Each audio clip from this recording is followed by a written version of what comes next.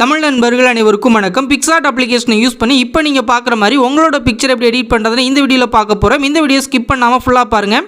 PicsArt அப்ளிகேஷனை open பண்ணது எடிட்டிய photo வந்து கிளிக் பண்ணிவிட்டு டிஸ்கிரிப்ஷனில் ஒரு பேக்ரவுண்டோட லிங்க் இருக்குது. அந்த பேக்ரவுண்டை டவுன்லோட் பண்ணிவிட்டு அந்த பேக்ரவுண்ட் வந்து நீங்கள் செலக்ட் பண்ணுங்கள். செலக்ட் பண்ணிவிட்டு அப்படியே நீங்கள் ட்ராக் பண்ணுங்கள். அதில் ஆட் ஃபோட்டோ அப்படின்றத கிளிக் பண்ணிவிட்டு உங்களோட பிக்சரை வந்து நீங்கள் செலக்ட் பண்ணுங்கள். செலக்ட் பண்ணிட்டு மேலே உள்ள ஆட் அப்படின்ற ஆப்ஷனை கொடுத்து ஆட் பண்ணிவிட்டு இந்த ஆரோவை ட்ராக் பண்ணி உங்களுக்கு தேவையான சைஸ் வந்து நீங்கள் அட்ஜஸ்ட் பண்ணி செட் பண்ணிவிட்டு இதில் ரிமூவ் பிஜி அப்படின்னு இருக்கும், அதை வந்து கிளிக் பண்ணி ரிமூவ்டு பேக்ரவுண்ட் அப்படின்றத கிளிக் பண்ணுங்கள். உங்கள் பிக்சரில் உள்ள பேக்ரவுண்ட் வந்து உங்களுக்கு ஆட்டோமேட்டிக்காக ரிமூவ் ஆகி வந்துடும். இன்டர்நெட் கனெக்ஷன் மட்டும் ஆனில் வச்சுனா போதும். இந்த மாதிரி நம்மளுக்கு ரிமூவ் ஆகி வந்த பிறகு உங்களுக்கு சைஸ் வேணும் அப்படின்னா அகைனோட நீங்கள் அட்ஜஸ்ட் பண்ணி செட் பண்ணிங்க. மேலே உள்ள இந்த எரேஸ் ஆப்ஷன் வந்து கிளிக் பண்ணிவிட்டு இங்கே உங்களுக்கு ஹார்ட்னஸ் அப்படின்றது பாருங்கள், இது வந்து ஃபுல்லாக கம்மி பண்ணிக்க, ஒரு பாயிண்ட் வரை கம்மி பண்ணிவிட்டு அடுத்த எரேஸ் மேலே மறுபடியும் டேப் பண்ணிவிட்டு இப்போ இந்த இடத்துல உங்களுக்கு தேவையில்லாத இடத்துல லைட்டாக இந்த மாதிரி நீங்கள் எரேஸ் பண்ணுங்கள். இந்த லைட்டாக பிளர் ஆகி அழிஞ்ச மாதிரி இருக்கணும், அப்போ தான் பார்க்க நீட்டாக இருக்கும். இந்த மாதிரி நீங்கள் இந்த கார்னரில் மட்டும் நீங்கள் எரேஸ் பண்ணிக்கங்க.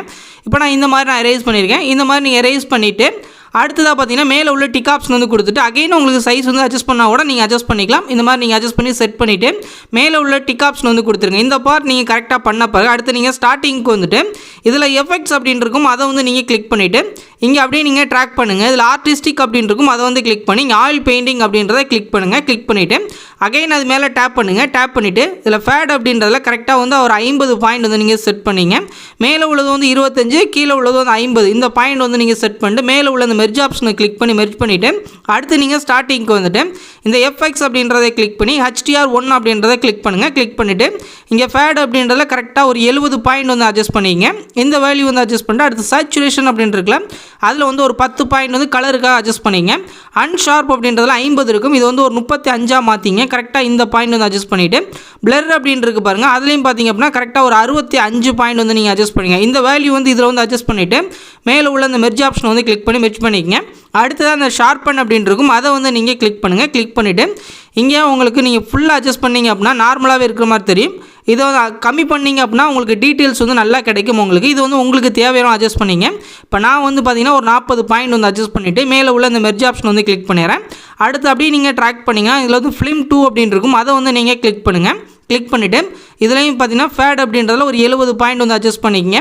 பிளர் அப்படின்றதில் கரெக்டாக நான் சொல்கிற பாயிண்ட் வந்து அட்ஜஸ்ட் பண்ணிங்க. இதில் வந்து ஒரு 65 பாயிண்ட் வந்து அட்ஜஸ்ட் பண்ணிங்க. இதில் நாய்ஸ் அப்படின்றதுல இது வந்து ஃபுல்லாக நீங்கள் 0 கொண்டு வந்துருங்க. இந்த மாதிரி கொண்டு வந்துட்டு மேலே உள்ள அந்த மெர்ஜ் ஆப்ஷன் வந்து கிளிக் பண்ணிடுங்க. இந்த அளவுக்கு நீங்கள் எடிட் பண்ணிட்டு மேலே உள்ள டிக் ஆப்ஷன் வந்து கொடுத்துருங்க.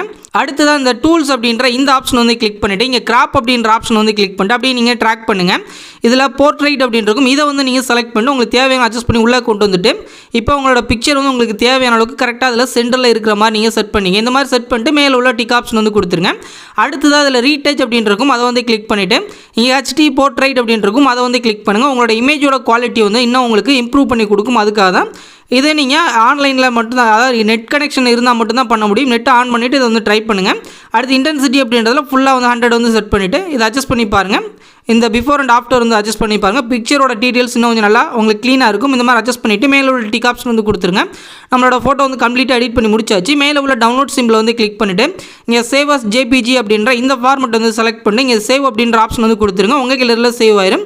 இந்த வீடியோ பிடிச்சிருந்துச்சு அப்படின்னா நம்ம தமிழன் டெக் யூடியூப் சேனலை சப்ஸ்கிரைப் பண்ணிக்கிங்க.